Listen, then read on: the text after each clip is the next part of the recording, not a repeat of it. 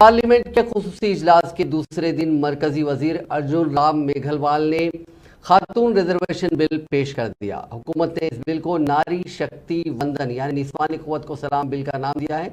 इस बिल को पेश करने की करारदाद मंजूर कर ली गई है और अब इस पर कल बहस की जाएगी। ख्याल रहे कि वुमेन्स रिजर्वेशन बिल के तहत लोकसभा और रियासतों की कानून साज असम्बलियों की 33% नशिस्तें खवातीन के लिए मख्तस होंगी। लोकसभा में मौजूदा सीटों के हिसाब से 181 सीटें खवातीन के लिए मखसूस होंगी।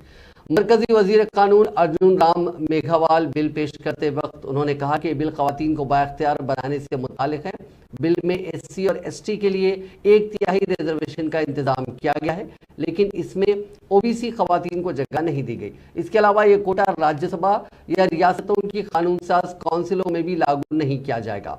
इस मौके पर वजीर आजम नरेंद्र मोदी ने कहा कि अटल जी के दौर में कई बार खवातीन रिजर्वेशन बिल पेश किया गया, लेकिन हम उसे मंजूर कराने के लिए जरूरी आदाद हासिल नहीं कर सके। इसकी वजह से ख्वाब अधूरा रह गया। खुदा ने मुझे खवातीन को बाइख्तियार बनाने और उनकी ताकत को तश्कील देने का काम करने के लिए चुना है। वहीं लोकसभा में कांग्रेस के लीडर अधीर रंजन चौधरी ने कहा कि डॉक्टर मनमोहन सिंह के दौर में राज्यसभा में पास होने वाला खवातीन रिजर्वेशन बिल अभी जिंदा है। हमारी CWC मीटिंग में ये मुतालबा भी किया गया कि खातून रिजर्वेशन बिल को पास किया जाए। कांग्रेस की साबिक सदर सोनिया गांधी ने भी खातून रिजर्वेशन बिल के लिए वजीर आजम नरेंद्र मोदी को खत लिखा था। हम वुमेन रिजर्वेशन बिल को पास कराने के अपने मुतालबे का आदा करते हैं। प्रश्न ये कि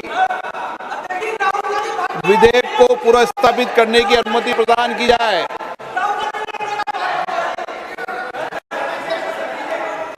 प्रश्न है कि विधेयक को प्रस्तावित करने की अनुमति प्रदान की जाए।